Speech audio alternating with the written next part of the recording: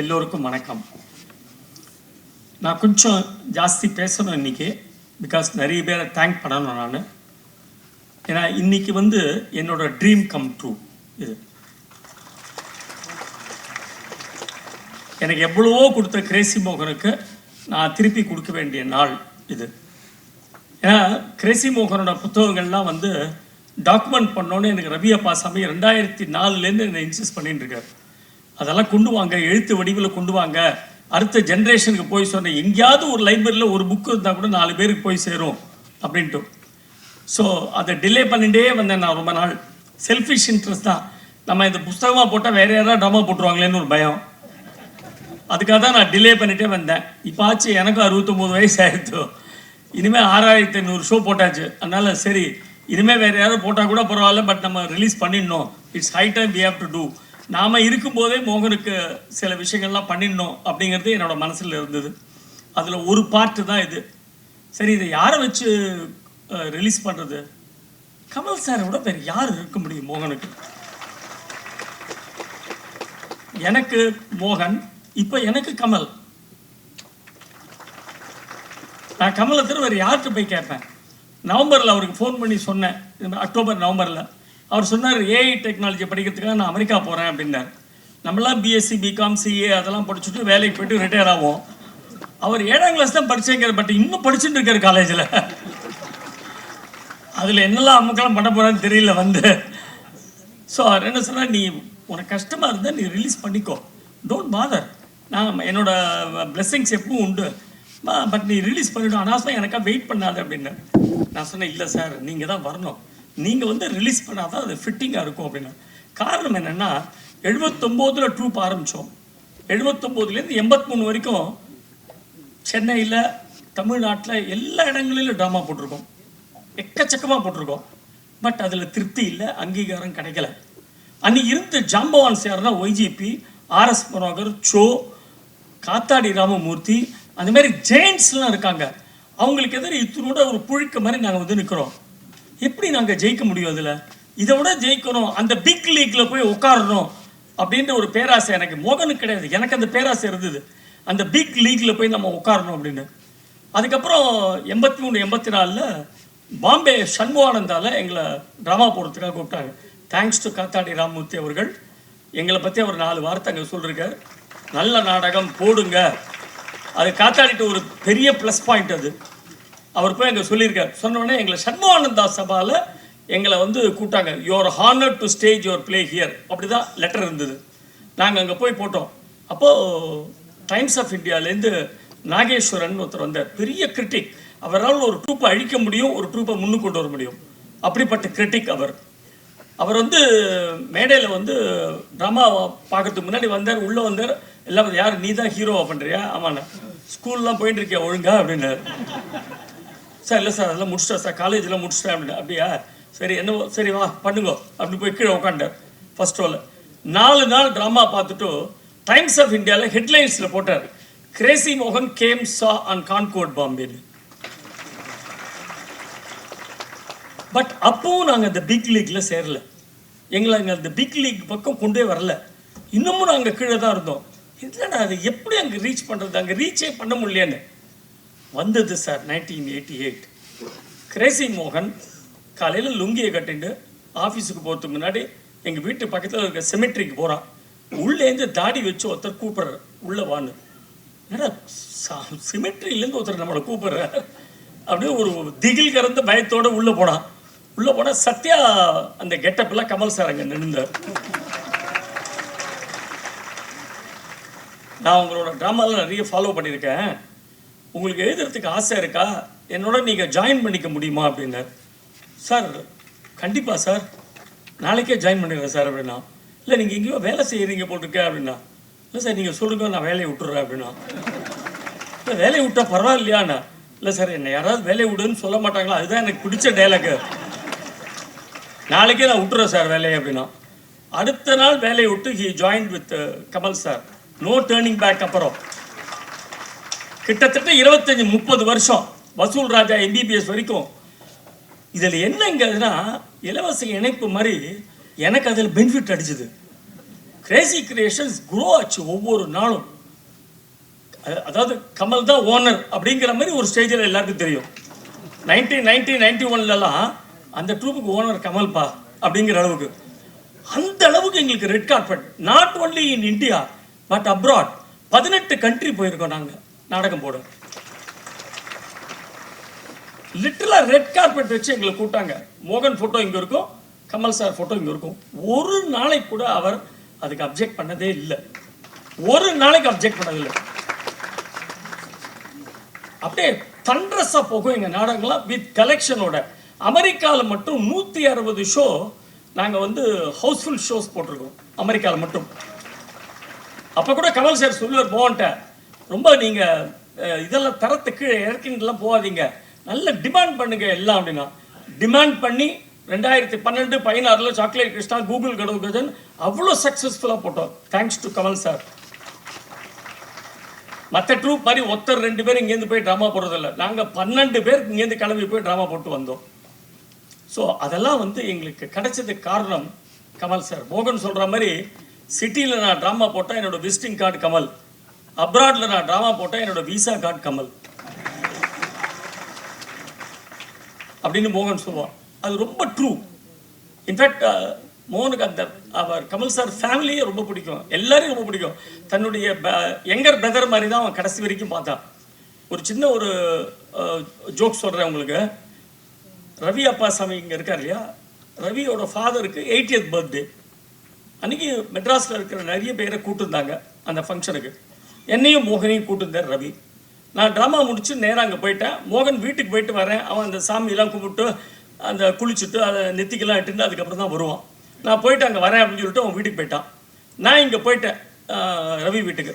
வாசலில் சாரு அண்ணா உட்காந்துருந்தார், கமல் சாரோட பிரதர். பாலாஜி வா வா வா வா வா வா வா அப்படின்னு உட்காந்துக்கோ, என் பக்கத்தில் உட்காந்துக்கோ அப்படி ரைட்டில் என்னை உட்காத்தி வச்சேன் அந்த சேரில். எனக்கு ஒன்று ரொம்ப பிடிக்கும் ஐயா, என்னவோ தெரில, இங்கே எனக்கு உங்கள் பேரில் ஒரு பெரிய ஒரு அபிமானம் உண்டு. இன்ஃபேக்ட் சுகாசினிகிட்ட உன்னை பெண் சீரியலில் போட சொன்னதே நான் தான் அப்படின்னு. ஆமாம் சார் தெரியும், நான் ஆக்ட் பண்ணேன் அப்படின்னா. உனக்கு இன்னொன்று சொல்லட்டுமா? சொல்லுங்க சார், உங்கள் அண்ணாவோட எனக்கு ஒன்று தான் பிடிக்கும் அப்படின்னு. நான் சொன்னேன், இதுதானே சார் போங்கா இருக்கு, அவன் எழுதி விட்ட டைலாக் தான் சார் நான் போய் சொல்கிறேன், அவனோட பிடிக்கும்னு சொன்னால் எப்படி சார்? எனக்கு தெரியாது, உங்கள் அண்ணாவோட எனக்கு ஒன்றா தான் பிடிக்கும் அப்படின்னா. சரி சார் பெரியவர் சொல்கிறேன், அதுக்கு மேலே கேட்டு கூட ஓகேன்ட்டேன். பக்கத்தில் சுகாசினி உட்காந்தாங்க. ஒரு 5 நிமிஷத்துல மோகன் வந்தான். என்ன கூட்டம் மாதிரி, மோகன் வா வா வா வா அப்படின்னு லெஃப்டில் அவனை உட்காந்து வச்சுட்டார். நான் ரைட்டில் உட்காந்துருக்கேன், அவன் லெஃப்டில் உட்காந்தான். மோகன் தெரியுமா, இப்போ தான் நான் பாலாஜிட்ட சொல்லியிருந்தேன், எனக்கு பாலாஜியோட நடிப்புனா ரொம்ப பிடிக்கும்யா, நான் தான் பெண் சீரியலில் அவனை கேஷ் பண்ண சொன்னேன். அப்படியா சார், வெரி குட். உனக்கு நான் இன்னொரு ரகசியம் சொல்லட்டுமா? என்ன சார்? எனக்கு ஒன்றை விட உன் தம்பியை தான் ரொம்ப பிடிக்கும் அப்படின்னு. எனக்கும் அப்படி தான் சார், உங்களோட உங்கள் தம்பியை தான் பிடிக்கும்.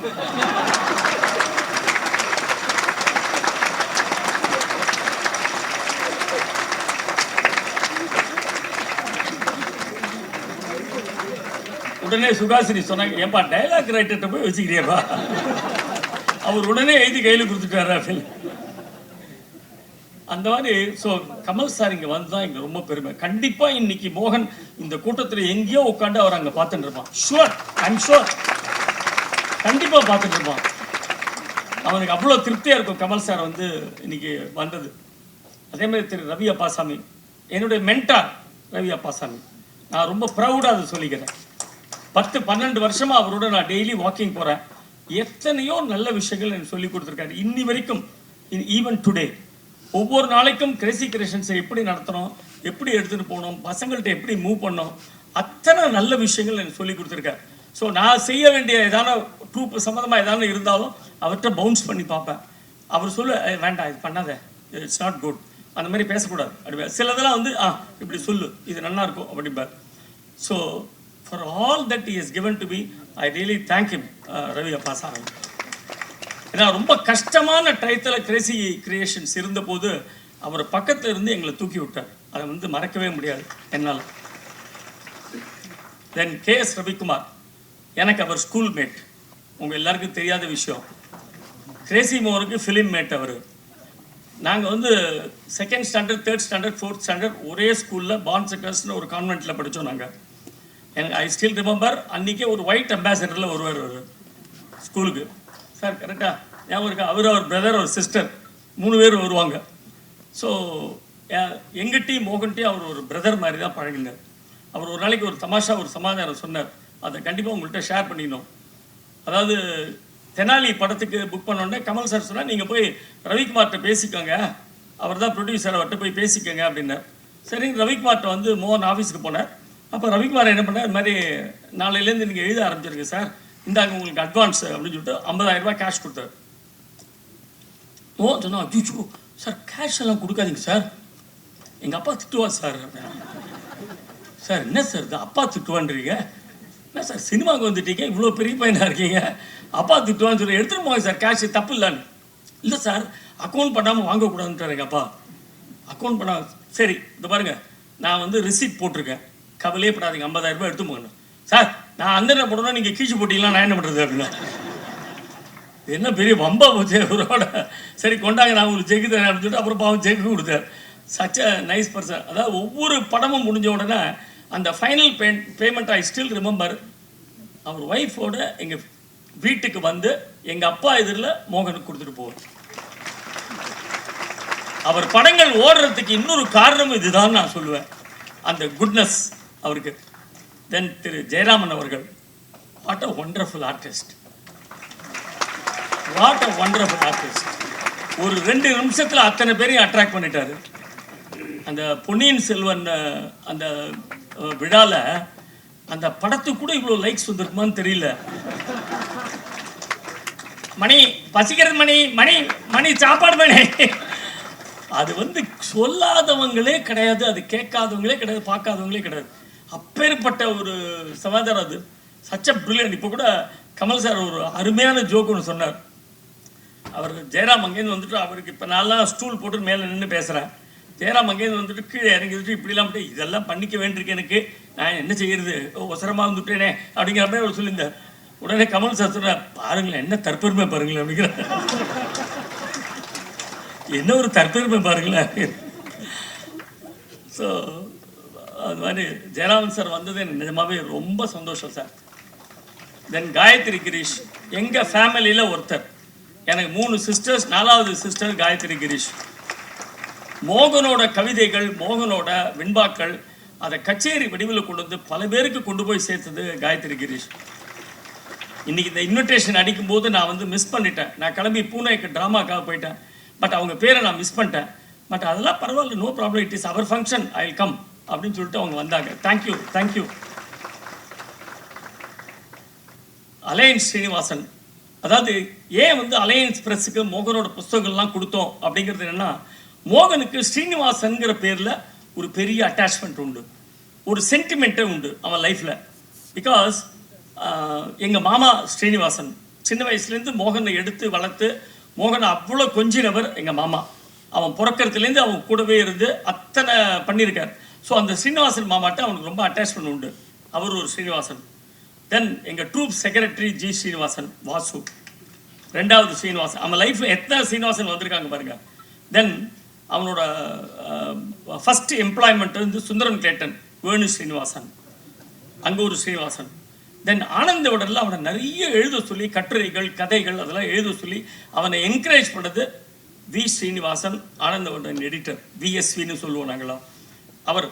தென் அவனுக்கு டெய்லி வெத்தலை சிவில் பாக்கு புகையில வாங்கிட்டு வருது. 45-50 வருஷமா ஸ்ரீனிவாசன் எங்கள் மாமா பையன், உங்களுக்கு தெரியும் ஆச்சானி. அவர் வந்து கமல் சாருக்கே ரொம்ப ஃப்ரெண்டு. மோகன் அதை வெத்தலை சிவில் வாங்கிட்டு வந்தோன்னா அப்போ கமலோட பேசிகிட்டே இருப்பான். ஒரு நிமிஷம் இல்லை கமலோட பேச அப்படிமா, அவரோட 15 நிமிஷம் பேசிட்டு இருப்பார். ரொம்ப இன்னசென்ட். கமல் சொல்றார், நம்ம எல்லாருக்குள்ளேயும் ஒரு ஆச்சானி இருக்கான் சார் அப்படிம்பார். அந்த மாதிரி அந்த ஸ்ரீனிவாசன். கடைசியா பரமக்குடி ஸ்ரீனிவாசனோட மகன் திரு கமல்.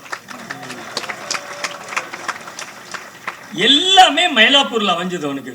எங்க பாட்டி சொல்லுவா, நீ மயிலாப்பூர் தாண்டி போய் சம்பாதிக்காத, மயிலாப்பூர்ல இருந்துரும் அப்படின்னா. அப்போ எங்கள் பாட்டிகிட்ட வந்து சொன்னா, வேலையை விடும்போது, நீ தானே சொன்ன மயிலாப்பூரில் இருந்து நாளைக்கு ராஜ்கமல் இன்டர்நேஷ்னல் கூப்பிட்ருக்காங்க, நான் அங்கே போயிடுறேன் அப்படின்னா. போயிடுறா, பெஸ்ட்டாக தான் உனக்கு அப்படின்ட்டா. ஸோ மயிலாப்பூரில் பிஎஸ்சி ஸ்கூல், மயிலாப்பூரில் கமல் ஆஃபீஸு எல்லாமே அவனுக்கு நாரதான் சபா மயிலாப்பூர் எல்லாமே அவனுக்கு மயிலாப்பூரில் அமைஞ்சது. ஸோ அந்த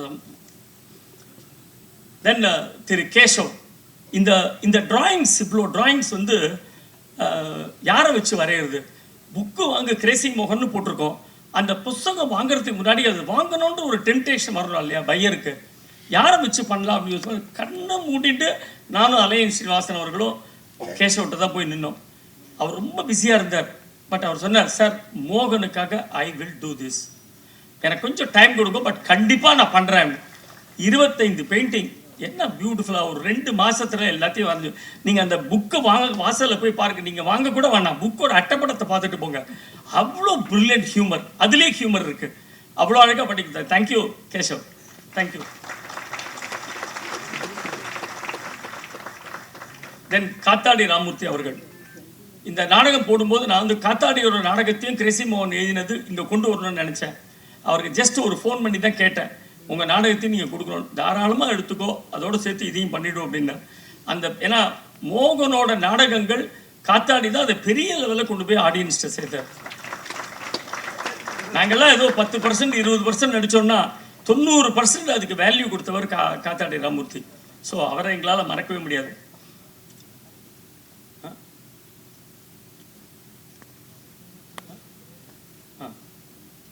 நான் பேசுகிறேன். தென் காந்தன் அண்ட் வாசு 2 பேரும் பில்லர்ஸ் ஆஃப் கிரேசி கிரியேஷன்ஸ். அவங்க இல்லைன்னா கண்டிப்பாக பாலாஜி இல்லை, கிரேசி மோகன் இல்லை, யாருமே இல்லை. ஏன்னா ஒரு நாடகம் எழுதி அதை காந்தன்ட்ட கொடுத்தா அதை டைரக்ட் பண்ணி அதை மேடைக்கு கொண்டு வருவான். அதை வாசு ரொம்ப அழகாக சபா சேரட்டிகிட்ட எடுத்து போய் அந்த எங்களுக்கு வெளியூர்லாம் போனால் ட்ரெயின் டிக்கெட் வாங்குறது, பஸ் டிக்கெட் வாங்குறது எல்லாமே அவன் தான். மோகனே சொல்லுவான், ஃபஸ்ட்டு டைம் அமெரிக்கா போகும்போது ரயில்வே ஸ்டேஷனில் போய் நின்றுந்தான். அப்புறம் அவனை கூப்பிட்டுட்டு ட்ரெயின்லலாம் போக முடியாதுடா அமெரிக்காவுக்கு, அது ஃப்ளைட்டில் போகணும் அப்படின்னு சொல்லிட்டு அந்த அளவுக்கு பண்ணியிருக்காங்க. 2 பேரும் அவ்வளோ pillars of Crazy Creations. Then இந்த புஸ்தகம் வரத்துக்காக திரு SL நானு அவர்கள், Uthra Srinivasan, Sheela Srinivasan, Sivan, Rani graphics Saravanan, Suman, Repro books India limited, give them a very big hand. ஏன்னா கடந்த ஒரு வருஷமாக நான் வந்து அலையன் ஸ்ரீனிவாசனும் பிரசாந்தையும் படுத்து எடுத்திருக்கேன். ஏன்னா இந்த புக்கு வரத்துக்கு அவ்வளோ கஷ்டப்பட்டுருக்கேன். ஒவ்வொரு புஸ்தகத்துலேயும், அதாவது முதல்ல கமல் சாரோட ஒரு மெசேஜ், அப்புறம் ரவி அப்பா சாமியோட ஒரு மெசேஜ், ஒவ்வொரு புக்லேயும் ஒரு நல்ல ஆர்டிக்கல். வெறும் ட்ராமாவை மட்டும் இதை பார்க்காம ஒவ்வொருத்தரும் நிறைய செலிபிரிட்டிஸ், அதாவது various people like VSV, Malathi Rangarajan, அதுக்கப்புறம் TV Varadarajan, Diwakar from Bangalore, Srivatsan, T Krishnan, இந்த மாதிரி நிறைய பேர் இதில் வந்து ஆர்டிக்கல் எழுதியிருக்காங்க.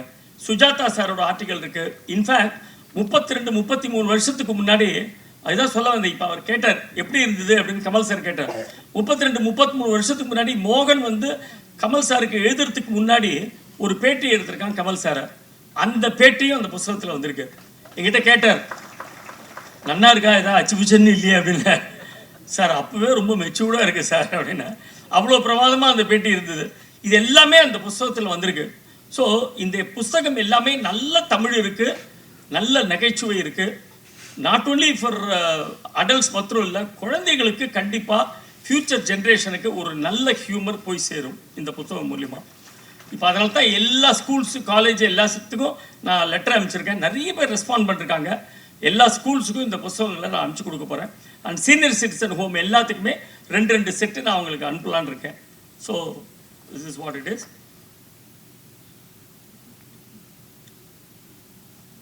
ஸோ இது ரொம்ப அற்புதமான ஃபங்க்ஷன்.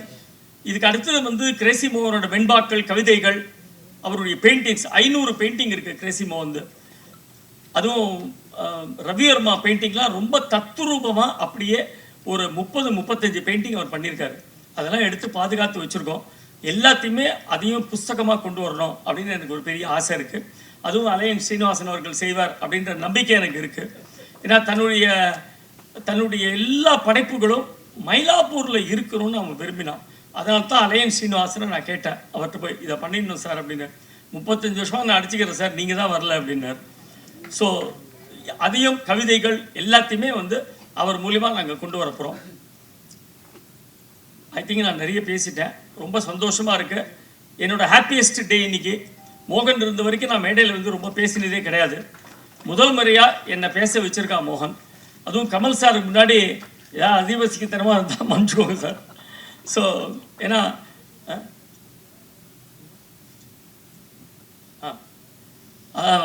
அது ஞாபகப்படுத்தினாப்போ ஷோ சார் வந்து அலையன்ஸ் ப்ரெஸ்ஸுக்கு பப்ளிகேஷன்ஸுக்கு நிறைய புஸ்தகம் போட்டிருக்கார். அவர் தன்னோட படைப்புகள் எல்லாம் அலையன்ஸுக்கு தான் கொடுத்துருக்கார். அவர் அந்த ரிலீஸ் ஃபங்க்ஷன் முடிஞ்ச உடனே ஆடியன்ஸில் இந்த மாதிரி உட்காந்துருக்கும்போது இப்படி எடுத்து அந்த புக்கை பார்த்தாராம்.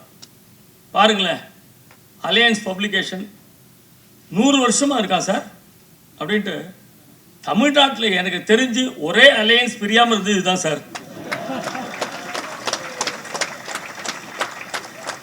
இந்த ஒரு அலையன்ஸ் தான் கலையவே இல்லை, அப்படியே இருக்கு அப்படின்னா சார் நம்மளோட அலையன்ஸும் அந்த மாதிரி இருக்கும் சார். டெஃபினட்டாக ஷோராக இருக்கும். அந்த நம்பிக்கையை நான் கொடுக்குறேன்.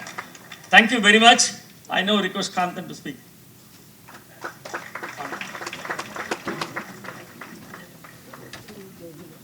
நான் சொன்ன மாதிரி கிரேசி